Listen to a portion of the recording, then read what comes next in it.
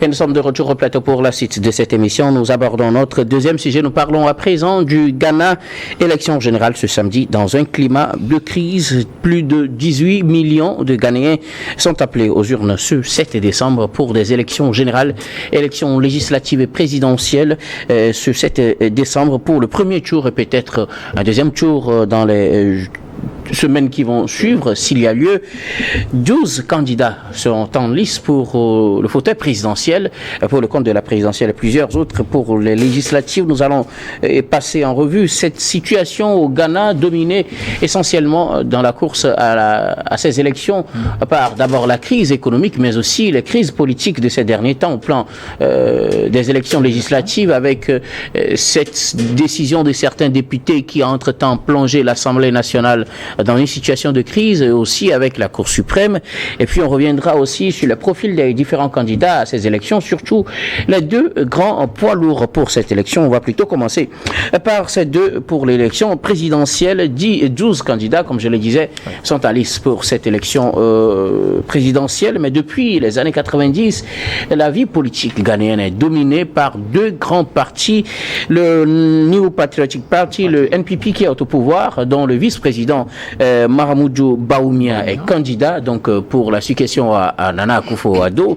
Il sera face essentiellement à plusieurs autres candidats, parmi lesquels le candidat du National Democratic Congress, le NDC, l'ex-président John Mahama, qui a dirigé le Ghana de 2012 à 2017 et qui revient pour une nouvelle fois être président au Ghana. La course s'annonce très serrée entre ces deux candidats qui tiennent donc la course en tête, et ils sont suivis de très loin par les autres candidats. On va parler d'eux avec cette campagne qui s'est achevée et les Ghanéens iront aux urnes ce samedi. Je commence par vous, Gabin Diarro. On a longtemps parlé du Ghana ces derniers moments vers les élections, avec la crise qui a secoué le Parlement. On reviendra sur cet aspect tout à l'heure.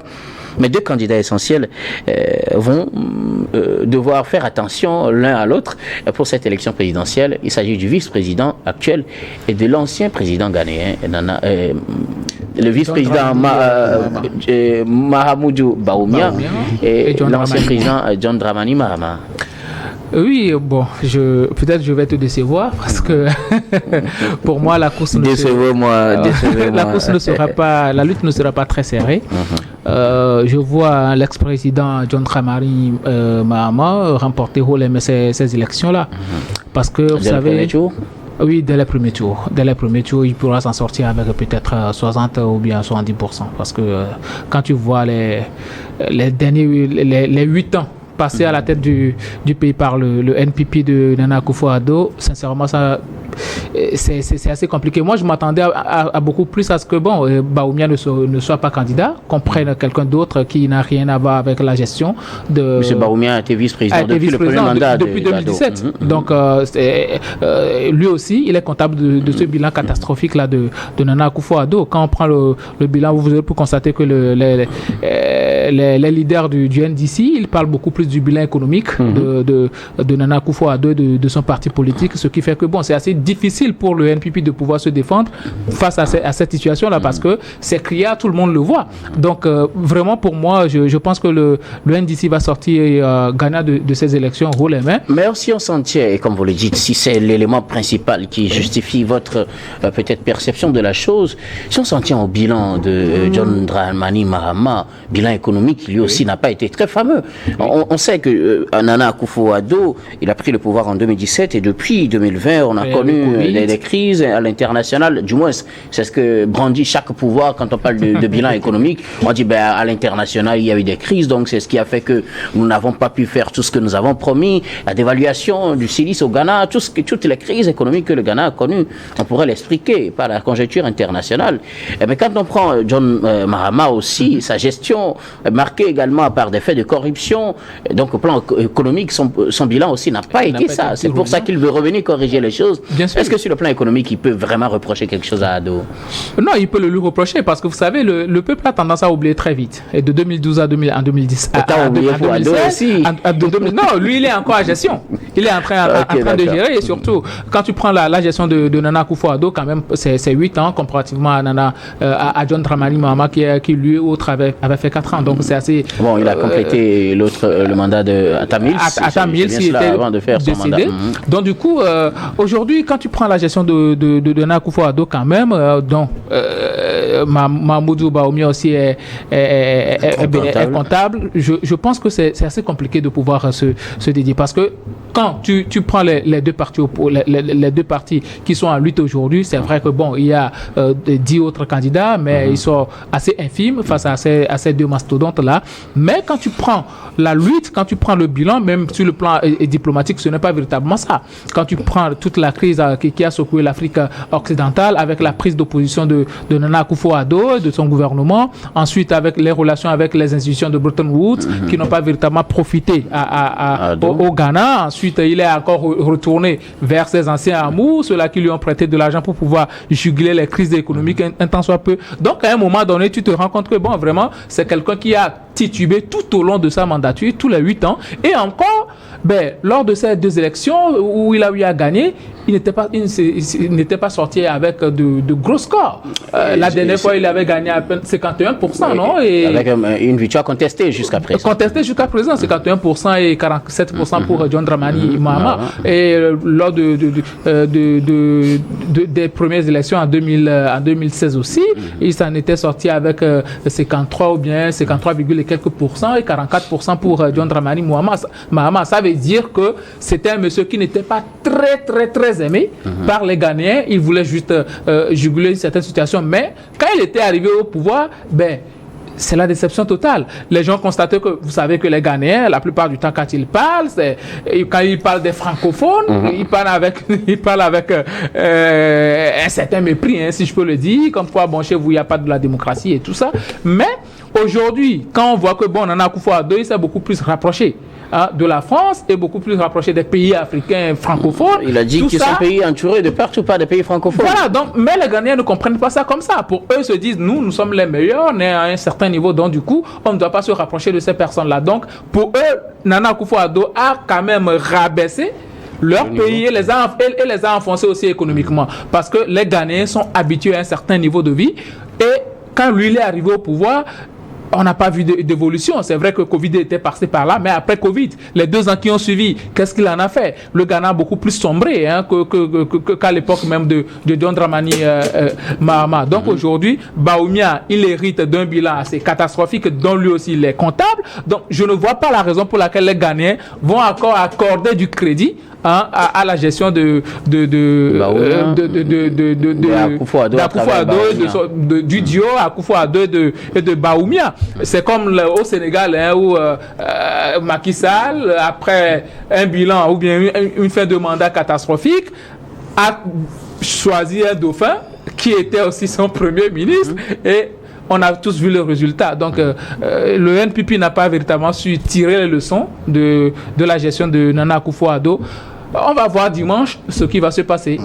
Alors, oui, sur le Kéziré, ce samedi, les Ghanéens sont appelés aux urnes. Plus de 18 millions, en tout cas, sont attendus aux urnes pour le compte de ces élections générales, législatives et présidentielles qui voient s'opposer 12 candidats, parmi lesquels 2 poids lourds, l'actuel vice-président Mahamudu Bawumia et l'ex-président John Mahama. Effectivement, demain sera leur jour de vote. Bon, les presses, les journaux évoquent des étincelles à l'air, mais sans mentir, moi je ne vois pas d'étincelles. Parce que, comme a dit mon co-débatteur, je suis aussi quelqu'un qui a fait 8 ans en tant que vice-président d'un bilan négatif que les Ghanéens eux-mêmes disent. Vous ne pouvez pas le choisir. C'est comme c'est toujours à dos. Quel candidat? Au moins l'autre du NDC. Si tout ceci se passe, c'est parce que le dieu de la constitution du Ghana n'est plus John Jerry Rawlings.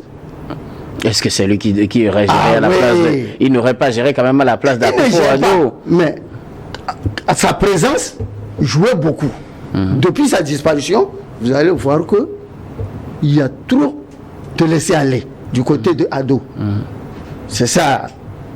Il lui reproche d'être plus proche des pays francophones et de la France. Et il voit que eux, ils sont à l'aise plus que les pays francophones. Nous les dépassons. Mais voulez-vous que on se rabaisse vers eux? Donc ça, nous causons avec les Ghanéens, c'est ce qu'ils nous disent. Au moins, le NDC, eux, il avait fait ses preuves. Mais pas trop quand même. C'est justement ce que je disais, parce qu'au plan économique, c'est ce qu'on avait reproché à l'époque à John Mahama, qui a expliqué aussi la victoire d'Ado. Est-ce que l'être humain est parfait? Non. Ces actions ne sont jamais parfaites. Quel qu'en soit, même Dieu même fait, on n'est pas d'accord. Dieu même fait, on n'est pas d'accord. Donc c'est pas pour l'être humain, on sera d'accord. Mais on est obligé d'avoir quelqu'un. Mais entre les deux, moi-même, aller deuxième tour, je ne suis pas sûr.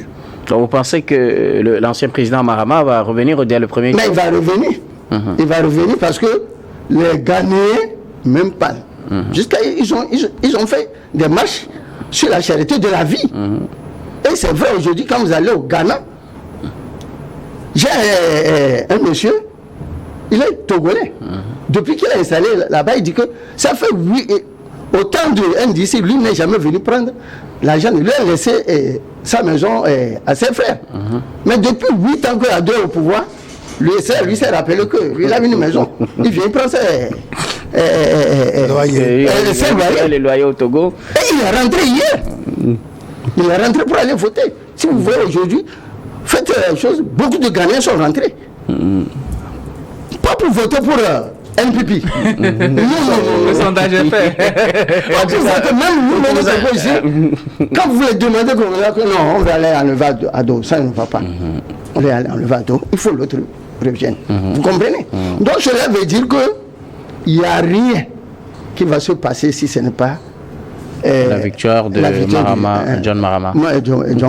En tout cas, John Mahama a déjà deux partisans sur ce plateau. Je ne sais pas ce qu'il en est du doyen Eric.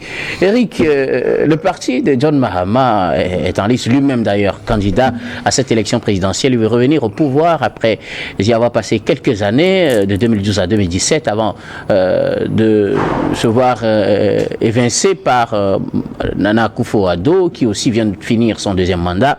Demain, les Ghanéens seront aux urnes pour cette élection, double élection législative et présidentielle, mais surtout pour la présidentielle, deux poids lourds, le vice-président actuel et l'ancien président vont s'affronter.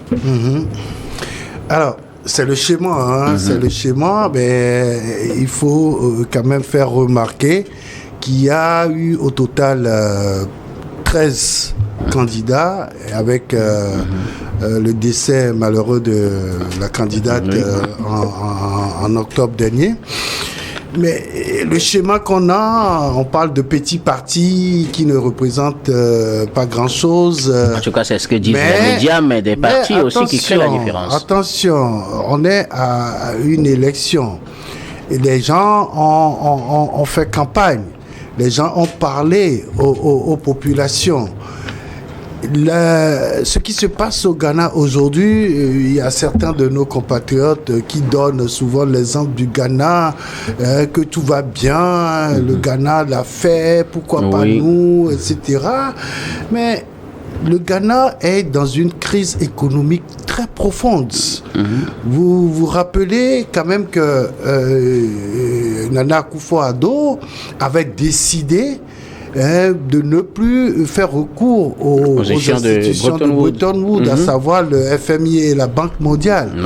Mais quelques années après... C'était une décision patriotique qui a mal tourné pour lui. Oui, mais il faut savoir que il l'a fait parce qu'il comptait sur les ressources propres du Ghana. Malheureusement, il y a eu des contingences. Il y a la crise sanitaire à Covid, il y a la guerre en Ukraine, et il y a d'autres crises internes qui ont véritablement créé des soucis à l'économie ghanéenne. Et déjà en 2023, il est revenu sur ses pas en demandant maintenant au FMI d'injecter de l'argent dans l'économie ghanéenne, en demandant jusqu'à 3 milliards de dollars. Et je crois que c'était le 2 décembre dernier que le FMI a apporté, je crois, 380 millions de dollars. Mais au-delà de cette situation financière, l'économie ghanéenne est très fragilisée. Pourquoi? À cause de la corruption qui est en train de se développer davantage. Parce que sous John Mahama, la situation était déjà critique par rapport à la corruption. Et Nana Akufo-Addo a décidé, c'était quand même ces plans de campagne, il a dit qu'il y aura zéro corruption au Ghana. Les Ghanéens ont cru à ces propos-là. Il a parlé de la création d'emplois. Les Ghanéens ont cru à tout ça. Mais finalement, avec ces crises-là, le Ghana se retrouve dans une situation très délicate. Aujourd'hui, tout le monde va parler aux populations. Son vice-président depuis 7 ans, et qui dit aux populations, comptez sur nous, nous avons déjà entamé quelque chose, et nous allons renforcer notre économie, nous allons apporter de l'argent au pays, nous allons apporter le développement, l'émergence et tout. Mais est-ce que les Ghanéens croient en ça? La question se pose. Quand nous prenons John Mahama lui-même, il a été président pendant 4 ans. Dans le concret, qu'est-ce qu'il a apporté? Si les Ghanéens ne l'avaient pas un peu critiqué, il n'allait pas tout de suite voter pour Nana Akufo-Addo, parce que lui, il a fait juste un mandat. Si tout ce qu'il avait dit, il avait respecté ses paroles, et que l'économie a été flamboyante, les Ghanéens n'allaient pas voter pour Nana Akufo-Addo. Maintenant, vous avez 2 candidats qui ont déjà gérer le pouvoir. Est-ce qu'il y a quelqu'un parmi ces 2-là qui va changer la situation des Ghanéens? Parce que aujourd'hui, qu'est-ce qui se passe? La pauvreté est endémique. Il faut réduire la pauvreté au Ghana. Il faut créer des emplois. Il faut être transparent. C'est-à-dire, les Ghanéens jouent également sur la transparence, parce que les Ghanéens estiment qu'ils ont assez de ressources, mais ces ressources-là ne sont pas partagées équitablement. Il y a l'équité aussi dans le partage des ressources. Il y a également la justice sociale. Est-ce que l'un des 2 candidats-là peut faire l'affaire aujourd'hui au Ghana? Ce que vous nous faites comprendre, c'est qu'un candidat peut émerger de nulle part et renverser la tendance. Et surtout, je voudrais chuter par là en disant qu'il y a 7 candidats qu'on dit petits candidats qui peuvent aussi émerger. Et leur voix compte beaucoup. Il ne faut pas les négliger à ce stade, parce que ceux qui ont déjà géré le pouvoir, c'est eux qui reviennent, qui demandent encore des voix aux Ghanéens.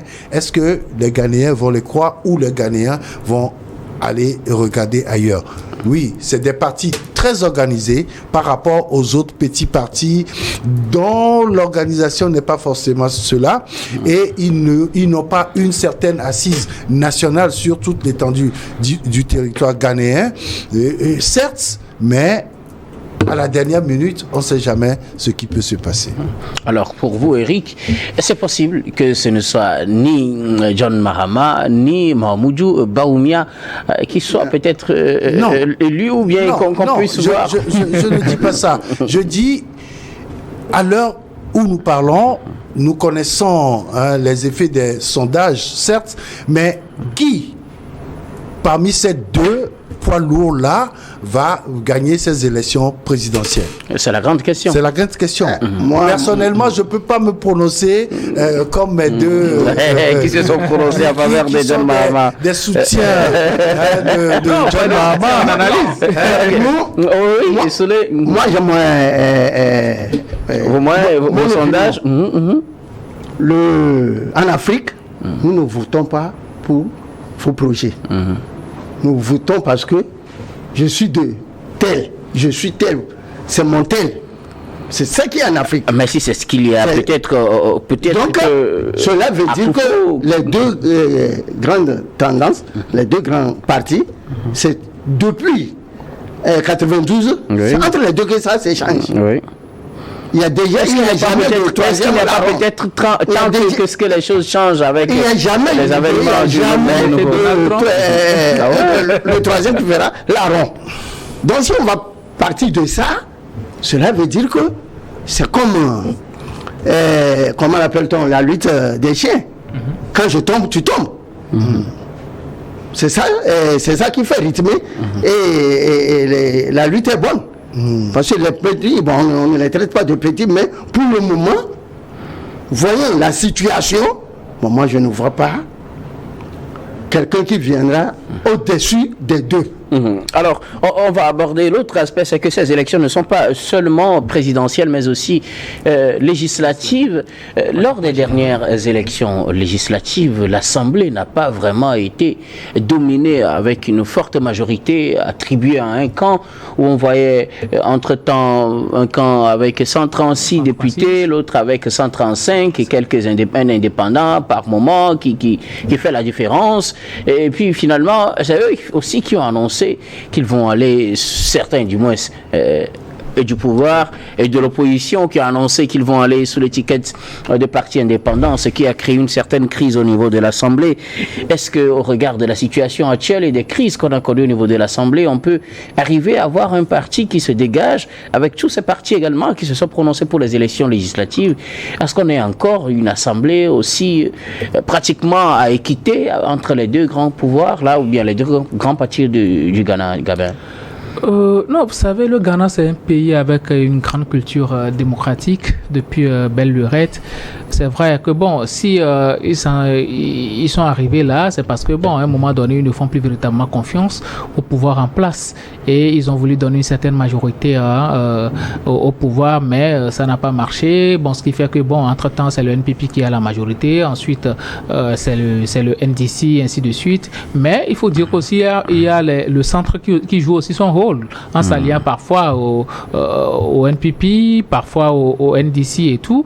Donc aujourd'hui, je pense que les Ghanéens veulent essayer autre chose. Autre chose là, c'est d'arriver quand même à donner la majorité, qualifier à la personne qui va gagner ces élections.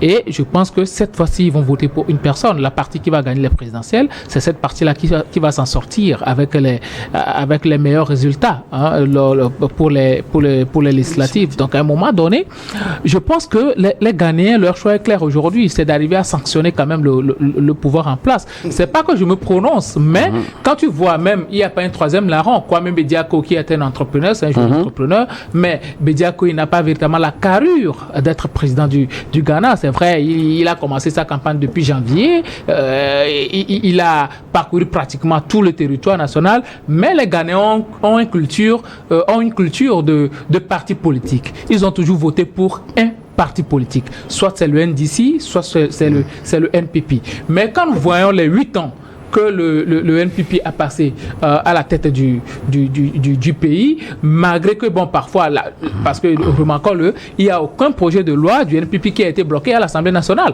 On leur a permis quand même de dérouler leur projet de société. Mais ça n'a pas marché. Donc, sur l'État, on va quand même les juger sur le bilan qu'ils ont eu à faire. Il faut quand même remarquer aussi que c'est un pays où les gens préfèrent donner une certaine opportunité à celui qui est là de pouvoir faire ses preuves.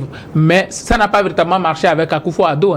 Mais il pense cette fois-ci que ça peut marcher avec une autre personne, que ce soit avec le président, le John Dramani Mahama, ou bien avec Bawumia. Ce dont je suis sûr aujourd'hui, c'est que ils vont beaucoup, plus que ce sont pratiquement des élections générales, ils vont voter pour soit le NDC ou bien le NPP. Ce sera une vote sanction à mon avis. Alors, sur lequel j'irai, votre sanction au niveau de l'Assemblée aussi, quand on sait que les écarts n'étaient pas trop grands entre les deux grands partis, le NPP et le NDC, et qu'on va encore à des élections législatives, et que certains députés s'étaient déjà présentés comme étant candidats libres, comment peut-on envisager la coloration de l'hémicycle au Ghana? Oui, il y aura des faiseurs de roi. Ça, n'en doutons pas. Au niveau du Parlement? Au niveau du Parlement. Donc ce ne sera plus trop serré comme on l'avait vu. Ce ne sera pas trop serré, parce que ceux qui se disent indépendants seront les faiseurs de roi. Donc c'est sur eux que ça va jouer à l'Assemblée. Donc il y aura des coups de pied sous les tables pour que cela se passe sur la table. Donc,